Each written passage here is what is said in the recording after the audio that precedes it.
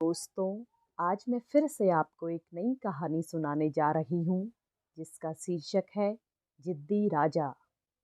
दौलत राम अभी अपनी दुकान ठीक-ठाक कर ही रहे थे कि एक लड़का आकर उनसे बोला, "1 लीटर गुड़ दे दो।" दौलत राम जी ने उससे कहा कि गुड़ लीटर में नहीं, किलो में बिकता है। अब उस लड़के ने कहा, "अच्छा तो फिर 1 किलो गुड़ इस बोतल में डाल दो।"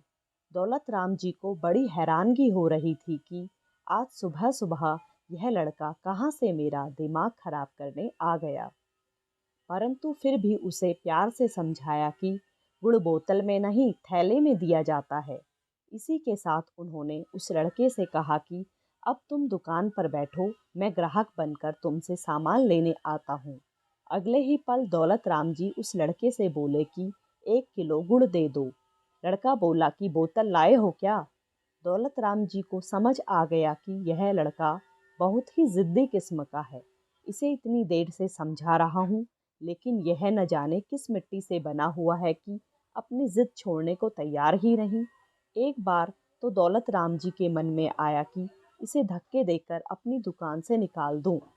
लेकिन अगले ही पल उनके मन में विचार आया कि क्रोध करने का मतलब है कि दूसरों की गलतियों की सजा स्वयं को देना।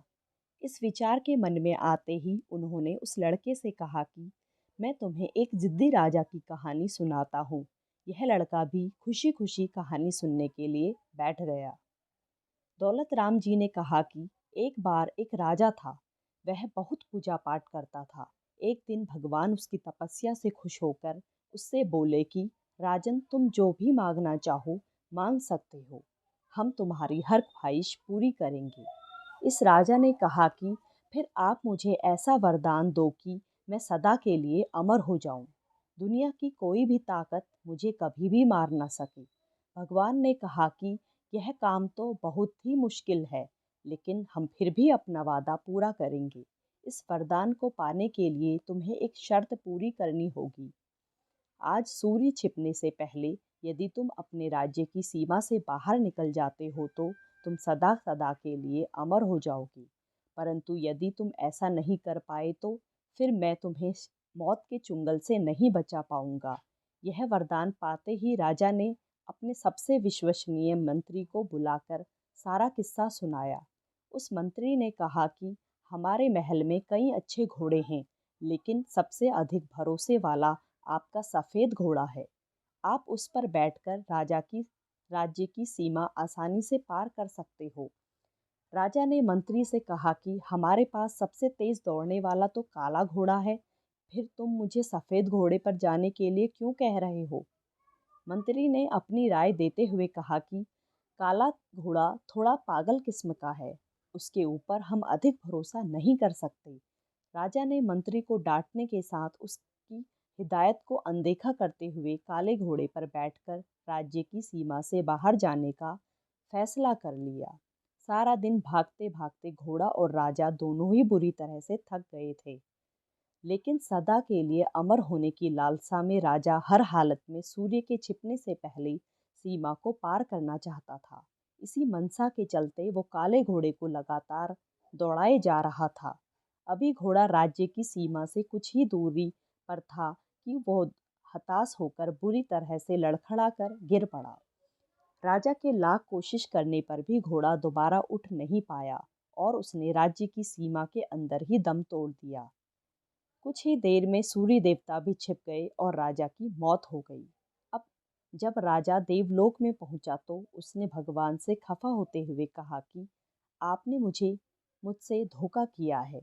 यदि आप मेरे घोड़े को नहीं मारते तो मैं सदा के लिए अमर हो सकता था। भगवान ने कहा कि तुम अपने मंत्री की बात हमेशा मानते थे, लेकिन इस बार उसकी बात मानने की बजाय तुम उसे उल्टा डांट कर अपनी जिद के चलते काले घोड़े पर निकल पड़े। तुम्हारे काले घोड़े का समय, अंतिम समय और उसकी मौत की जगह उसके जन्म से ही निश्चित थी। यदि इस बार भी तुमने अपने मंत्री की बात ढंग से सुनी होती तो तुम सदा के लिए अमर हो सकते थे, क्योंकि तुम्हारे सफेद घोड़े की अभी उम्र बहुत बाकी है। दुकान पर बैठे उस लड़के ने कहा कि आप मुझे यह कहानी क्यों सुना रहे हो? दौलत राम जी ने उसे कहा कि तुम्हें यह कहानी इसलिए सुनाई है क्योंकि अभी तुम्हारे सारे सामने सारा जीवन पड़ा है। तुम्हारी भी हर बात में ज़िद की आदत को देखकर मेरे मन में यह विचार आया कि तुम तो अभी कच्ची मिट्टी की तरह हो, जिस भी सांचे में ढाले जाओगे ढल जाओगे। एक बार पकने के बाद बर्तन टूट तो सकता है, लेकिन उसे किसी दूसरे सांचे में ढाला नहीं जा सकता। लड़के को भी जब यह बात समझ आई तो उसने हाथ जोड़कर कहा कि आप तो मेरे गुरु समान हो, आज से मैं वो ही सब कुछ करूँगा जो आप मुझे सिखाएंगे। दौलत राम जी ने कहा कि फिर आज से यह वादा करो कि कभी भी जिद और गुस्सा नहीं करोगे, क्योंकि जिद और गुस्से में क्रोधित व्यक्ति अपना मुंह तो खोल लेता है परंतु उसकी आंखें बंद हो जाती हैं।